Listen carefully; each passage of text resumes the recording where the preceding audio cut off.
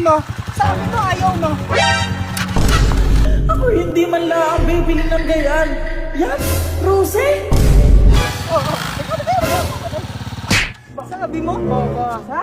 Binabash mo at bumili ako ng pantra ko? Binabash mo ako kagabi sa Facebook? Wala lang ako sinasabi. Ha? Ako hindi man lang bibili ng gayan. Wala daw? Wala? Ano yun? Ano yun? Parang, sabi mo, parang minamahina mo kaming mga nakapantra? Yan, Rose. Ang tiningnan mo. Ibig sabihin, ang tiningnan mo sa akin yung masama. Hindi mo tiningnan yung post kong maganda. Na pag meron ka, meron din ako.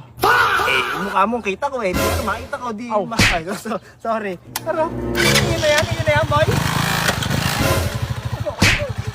Ay, hindi. Okay naman, ari na may meron na rin si Kuya Pats. Siya, pag meron siya, ang pangkanyang binyag, Willie. Parang sila eh, boy. Bakit? Patas tingnan mo, Willie. Kali sila Jeff, yun marunong talaga ako. Di pa angat lang. Ano Ibig sabihin, Hata na ba kayo mabili? Ba't mamanga? mga gagawa po, pawang mga eksperto lang po. At naka-helmet. Helmet. Kumbaga ngayon, request lang ng kaibigan. Sige, Hindi makatanggi. Okay po. At sagot na ako si Glenn. Opo, sabi ko, pati beta time. Hindi niya alam. Ginagawa ko rin yan para mauto siya. Tapos sisirain niya yung kanya para lamang agad tayo. Gawa rin. At dulo na rin.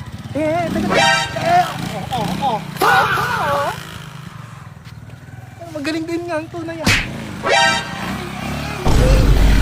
Hey! Magpasikat ka! Pag nasaktan ka! Hey! Rosie Ira? Ito. Pantra Ira is back! Mga Rosie ng mga pugi.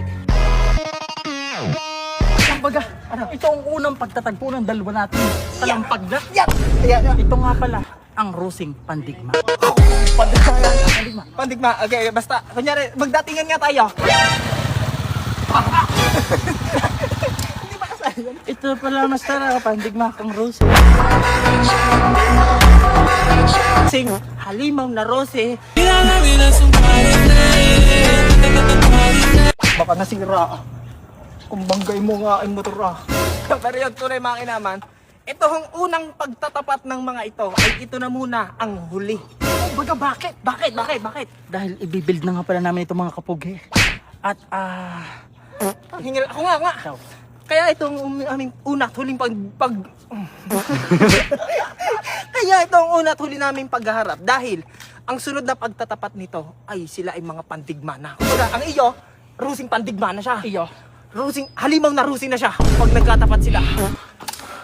Teka, ano ba gagawin dyan? Baka kayo bigla magpaporma, bigla kabitan mo na sidecar yan. Hindi. Para alam lang natin ang mangyayaring itong salpukan ng... Teka, mali ako. Ba't ba ganun? Tama. Papasulo. Okay. Kalaban, kumbaga, Okay. diba? Tama. Kalaban agad? Tama. Kumbaga nga akin, bahala ko talaga. Yung mga napapanood ko sa TikTok, yung Ano yan? mapupuging street bike. Buti na lang. Isa na magkakabit ako ng sidecar eh. Buti sila, bumagad. Ano yan?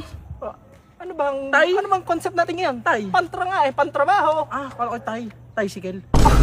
Paano yung ganun din? Parehas lang yun. Diba? Hindi, pero yung mga naman. Teka naman, papaliwanag pa ang tao eh.